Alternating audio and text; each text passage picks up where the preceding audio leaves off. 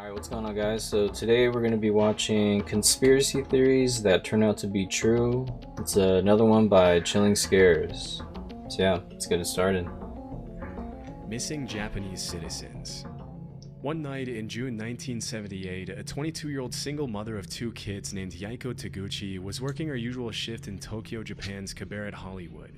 After finishing her shift right at around midnight, Yaiko left the cabaret through the front door and was never seen again. At first, nobody thought that anything serious had happened to Yaiko. In fact, several years later, her manager was questioned, and he claims that everyone thought she had quit when she failed to show up. At around that time, there had been rumors going around that several North Korean spies were working undercover in Japan looking to abduct innocent citizens and hold them as hostages back in North Korea. However, this was seen by the Japanese government as nothing more than a conspiracy theory that couldn't possibly be true. Sadly, the missing case of Yaiko went cold, and it wasn't until almost a decade later that a clue to her whereabouts emerged following a disturbing chain of events. In November 1987, as South Korea was preparing to host the Olympics in the capital city of Seoul, a Korean Airlines plane blew up in mid-air as it was flying over the Andaman Sea, taking the lives of 115 innocent people. Jesus. During the investigation, Is that footage of it? Where do you get that footage? So. It's probably just like a movie? Maybe a movie. It was revealed that two North Korean agents acting under direct orders from the North Korean government had planted a bomb in an overhead storage compartment before getting off at the first layover in Abu Dhabi. As the authorities were closing in on the two suspects, one of them took his life with a cyanide-laced cigarette, but the South Korean government was able to arrest the other agent responsible for the attack. During her interrogation, it was revealed that she had been training for that mission for 6 years, and that for 3 of them she had been paired with Yaiko Taguchi, who had taught her how to speak and act like a Japanese woman so she could fly under the radar. As it was later revealed, Yaiko wasn't the only woman who had been kidnapped by the North Korean government. As of today, 17 Japanese citizens have been officially confirmed by the Japanese government as having been abducted by North Korea from 1977 to 1983. Disturbingly, a lot of them were shamelessly kidnapped in the middle of the day and thrown on a boat to North Korea. You might think that the victims were involved in something shady that put them on the North Korean government's radar, but the investigations actually suggest that most of them were average citizens who just happened to be at the wrong place at the wrong time. Ooh, that's terrible. That's like one of my fears, like being out at night or something, or like when I'm dropping off an order. If like the person I'm dropping off to, it's like some ambush or something, you know? I get that. I think about those things. But sometimes I'm just rushing, so I don't even like really think about it. Yeah, it's not on your mind if it is, you know? Yeah. But that's scary. I don't even know what I would do if I got taken. I think I'd be like, I'm so impressed you were able to carry me. That's probably the only thing I would say. But I'd be like, one woman. What? I'll be like, you got a bathroom? I'm being there for like 30 minutes though, but just, you know, let me do my thing. I'm on my phone. I'm playing my mobile games. I'm like peace and quiet, you know? Yeah. But? Yeah. Was captured while she was walking to a knitting class, and 2 others were kidnapped on a vacation to Europe. Another one, a 13-year-old girl, was taken as she was walking back home from school. Okay, that's what I remember I was gonna say. So,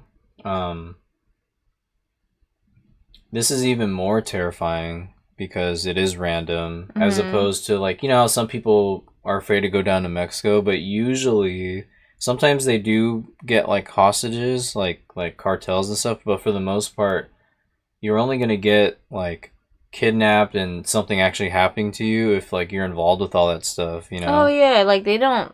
Or if you're a journalist going down there. Yeah, they don't. I don't think they. I mean, from all the Vice videos we watch, they tend to just like worry about what they need to worry about.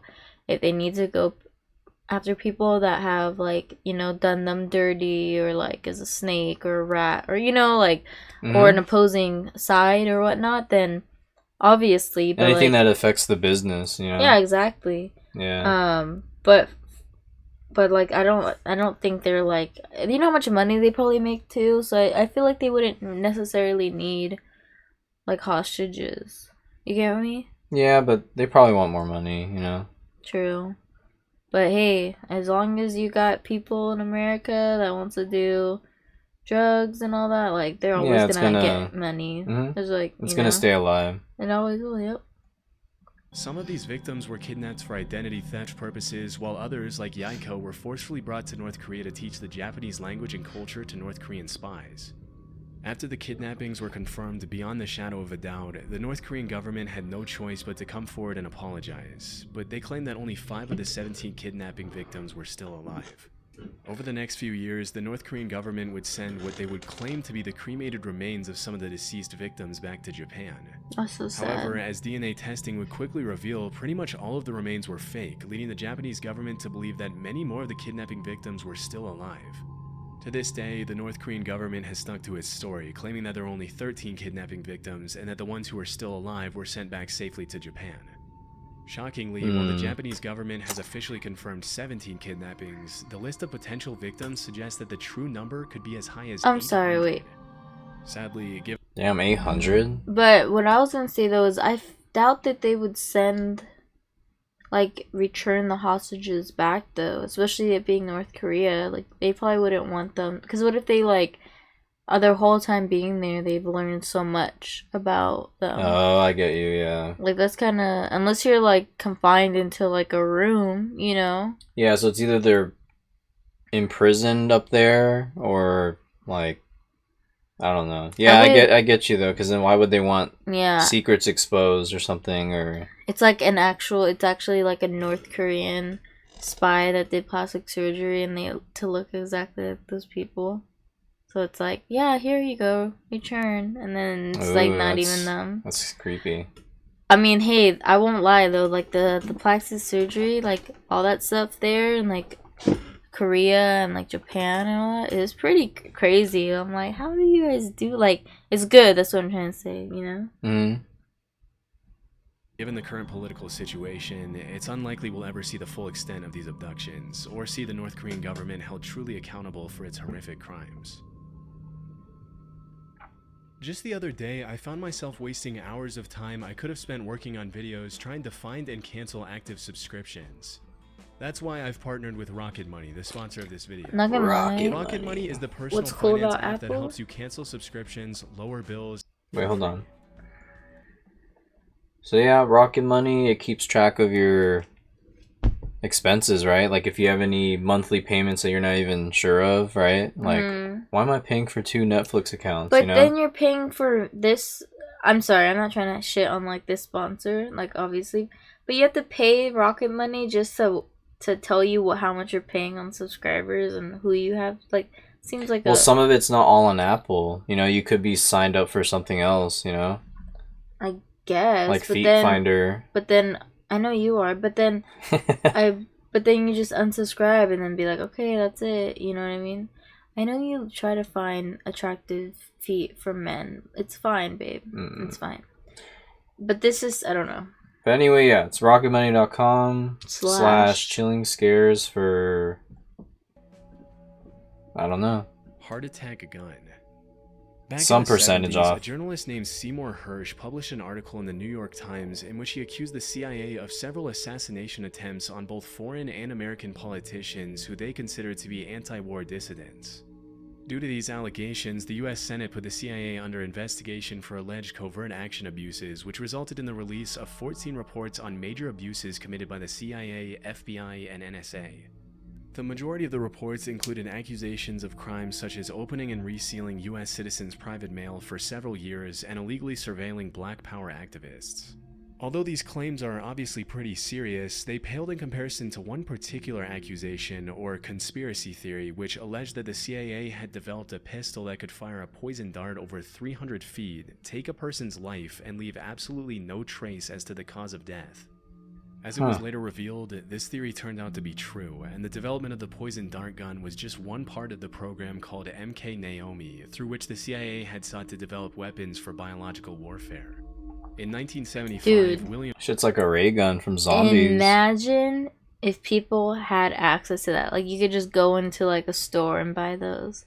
You know how, like, some stores, like, some gun stores, certain states, you could buy probably mostly any type of firearm.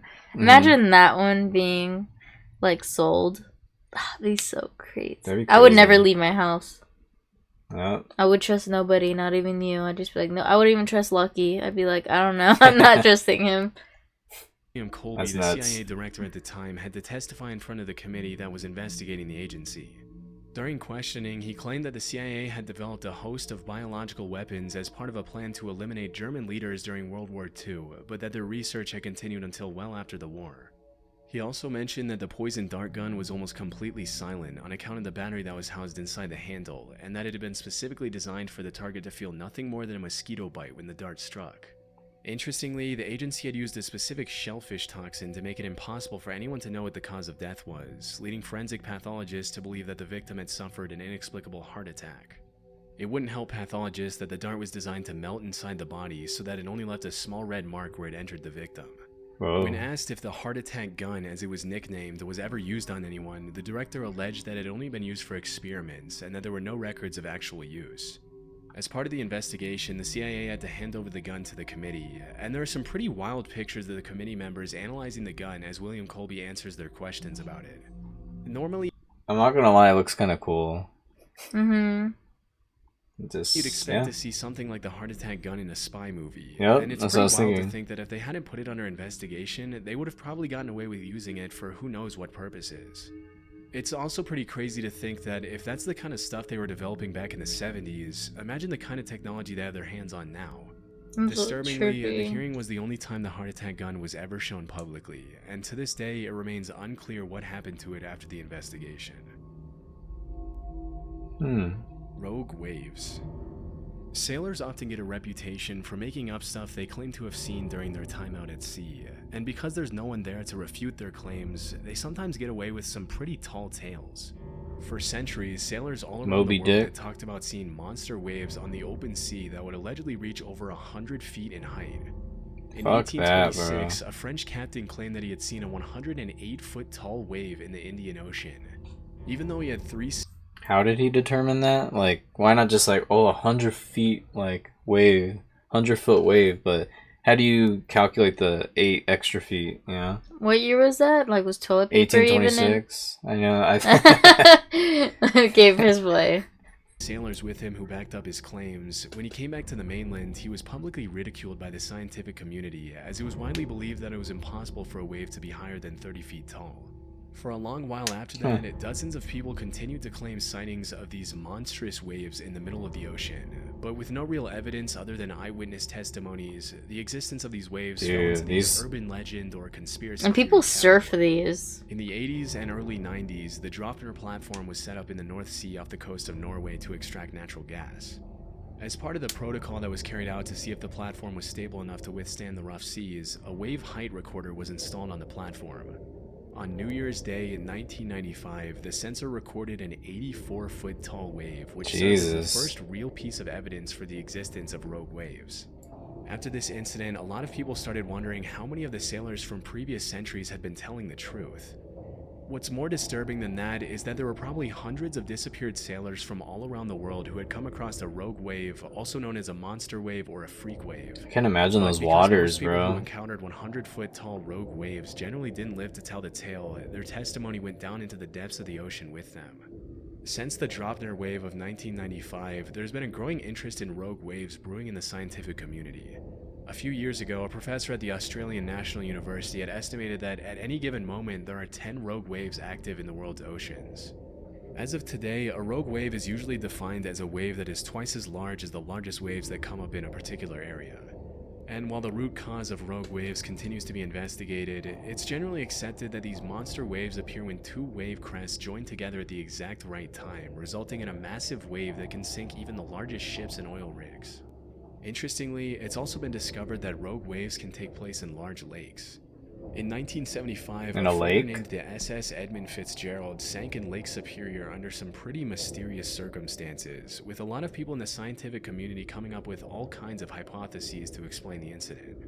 It wasn't until several years later that the scientists started theorizing that the vessel could have fallen prey to a set of 3 consecutive killer rogue waves. A phenomenon referred to as the Three Sisters, in which the first wave destabilizes the ship, the second wave hits the ship's deck before it can stabilize again, and the third wave overloads the ship with more water than it can take on. If this were true, it could also provide an explanation for the mysterious sinking of other large ships in oceans around the world over the past few centuries, but this might be a bit more difficult to prove. Dude, imagine that's how the Titanic sunk. Wasn't like no, I'm saying like that. It was the like waves. Yeah, how did they know? Just because there's an iceberg nearby? Like, how did they know? I think the witnesses probably, and then where they were at. Why did a lot of people survive? I believe it was a couple hundred or so. What is it? Was it? It's like 118. Oh yeah, the old lady, she survived. 108. Or like Rose, right? Yeah, but that I know. Just kidding. 100. I think. Or is it 89? I forget. He's looking up how many. Yeah. Just say how many people survived the Titanic.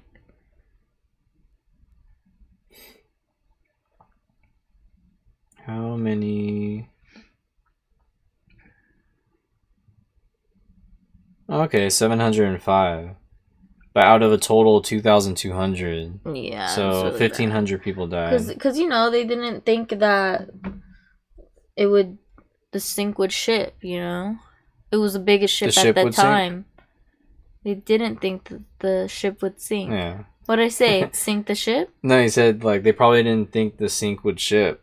Oh, yeah, so I switched it? Yeah. No, but I'm saying, though, because it was the biggest ship at the time, too. But it's just crazy, though, when people even do, like, did you know this person was supposed to get on the Titanic but missed it? And it's, like, the inventor of this. It's, like, that's crazy. Why, do you remember one? No.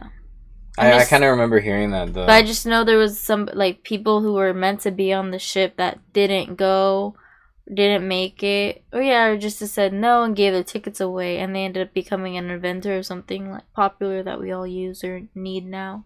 True. Yeah. Poisonous alcohol. In January 1920, the 18th Amendment to the U.S. Constitution was successfully ratified, triggering a 13-year period known as Prohibition, during which the production, sale, and transportation of alcohol was banned. Speakeasies? During this period, the government enforced some pretty strict measures to prevent bootlegging of alcohol, which made the alcohol black market flourish like crazy. It was pretty much a playground for the mafia, in which the government would raid one bar and another one would crop up in just a few days' time.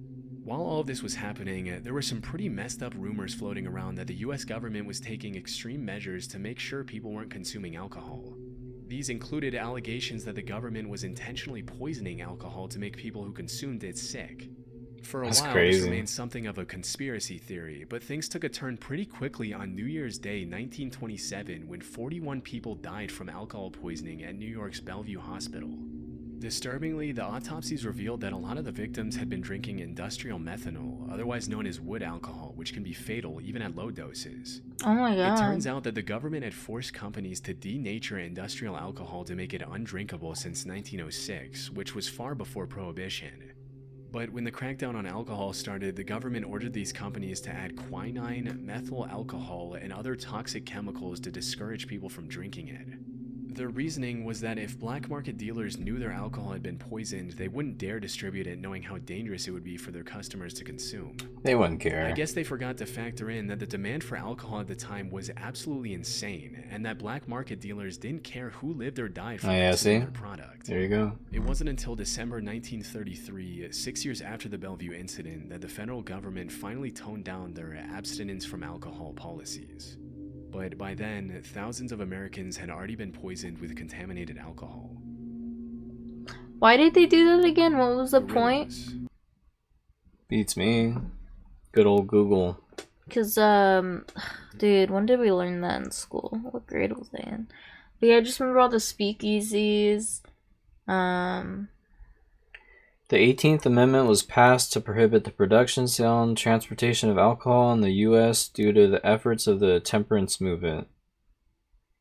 More on the religious grounds. Some churches believe that alcohol was the main cause of domestic violence, which, yeah, it kind of is. Political corruption and prostitution, social problems. Proponents believe that prohibition would reduce crime, corruption, and the need for prisons and welfare. Health. Proponents believed that prohibition would improve the health of Americans, which, yeah, that would. Poverty. Proponents believe that prohibition would reduce poverty. But Yeah, I would say half of those things are true, but at that point, I mean, just let people But also ruin too their own lives. with the whole domestic violence thing though, like alcohol doesn't make you like an abusive person unless you are an abusive Oh, I get person. what you mean. Yeah. Like So yeah, scratch what I said. Yeah. no, I'm just But it saying though definitely it will it it really makes can, people but like horrible though, for sure. yeah, but I feel like when I'm drunk, I'm more just like, let's dance. Happy, yeah. Let's. Me too. I'm a little bit more goofy. I'm like, let's do it. Like, it's like I don't care if I'm embarrassing myself. Fuck it. Like, I'm living tonight. And then there's some people who are like little bitches or like very emotional, get angry really easily, and aren't thinking straight. Obviously. Mm-hmm. I don't know. All right, so conspiracy theories that turn out to be true about gorillas. Now I'm interested I'm because what does that curious. mean? Imagine if I'm into anything with gorillas. We'll see. Nowadays, there's really nothing too shocking about seeing a gorilla in a zoo or on TV. But Dude, there was once a time when so- gorillas were considered to be in the same category as the chupacabra, the Ooh. Jersey Devil, Bigfoot, and the Loch Ness Monster. Oh I wow. was able to find that up until a couple of centuries ago, gorillas were considered cryptids, which are animals that are believed by some to exist somewhere in the wild, but whose existence has never been proven.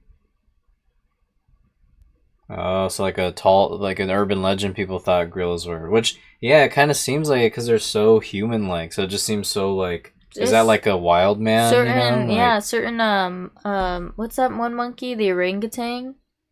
Is it orangutan where like the girl dropped her glasses in the thing, mm-hmm. and he They're like super smart. he put it on. It was upside down, and then it fixes them. Mm-hmm. And then I think to get him back, didn't he like He say asked for like some food. Yeah, dude, that's so dude. If they could talk, bro, oh my god, it'd literally be Planet of the Apes. Mm-hmm. With most of these Hogzilla. creatures, alleged sightings often turn out to be hoaxes, but obviously in fuck the is case that? of gorillas, what were once just rumors turned out to be true. Western explorers wouldn't come across a gorilla until around the 1500s, when an English explorer named Andrew Battelle was captured by the Portuguese off the coast of West Africa. While he was held captive on the mainland, Battelle described these disturbing, giant, ape-like creatures that would occasionally prowl around his campfire, but because he had never seen a similar creature before, he described them more as monsters than as animals. Battelle's description sent the rest of the world into what we can only call a gorilla frenzy, with all kinds of rumors being spread about these allegedly bloodthirsty, dangerous creatures living in exotic parts of the world. Over the next couple hundred years, the buzz around gorillas grew as explorers in Africa sent back illustrations of gorillas to Europe, which were often given to royalty and emperors as rare gifts. If you were to ask Kinda like any that art. European back then what a gorilla was, they would have described it in a similar way to how we describe Bigfoot or the chupacabra nowadays. They were thought of more as mythical monsters than regular animals. It wasn't until over 200 years or so later that an American naturalist named Oh my Thomas S. gosh. Savage found a gorilla skull in 1847 during an expedition to Africa, which was the first piece of real proof for the existence of these animals. Naturally, this triggered a No. bunch of new expeditions to Stop. the area, and between 1855 and 1859, French explorer Paul Duchaillu confirmed the existence of gorillas and even brought some back dead. Just as Andrew Battelle Fuck. before him, Paul Duchaillu also described gorillas as these savage, bloodthirsty creatures which stuck in the public mind for a long time. Around 15 years later, some German explorers brought back a baby gorilla from Africa to Liverpool, even putting up some towels on the ship so he could swing around and entertain himself on the long journey back. As you can probably imagine, as soon as the ship arrived back in Liverpool, people started flocking around the hotel where the gorilla was allegedly being kept to catch a glimpse of the once mythical Is that what King Kong was like made from? Like Maybe. that story? Never knew that. creature. To the public's dismay, Pongo the gorilla wasn't the massive, violent monster they had thought, but rather a cute little Aww. 2-year-old gorilla who loved to play with dogs. A few years later, in 1902, a German explorer named Robert von Beringe killed 2 mountain gorillas, which were huge in comparison to the baby gorilla that the previous German explorers had brought back. And that was really the first time the public was able to understand that, what a bro. full-sized adult gorilla looked like. It's pretty crazy to think that at some point these animals that we now see as normal were once seen as legendary monsters. Interestingly, if you really look at the research, there are a ton of other animals that we now take for granted that were once brushed off as hoaxes, including kangaroos, platypuses, giant squids, and Komodo dragons. I'm With so many sorry. of these myths turning out to be true, it really makes you wonder how many animals are out there that we have no idea even exist. Mermaids, bro. Mermaids, yeah. I'm not even joking because What is it? What's the statistic? the ocean's only been explored like 4%, right? 4%. Or maybe only 10% of the oceans have been Actually, it might be explored? 7%, but like we're basically all water too. Like, let me see. I know. I want to say it's 7%. How much has the?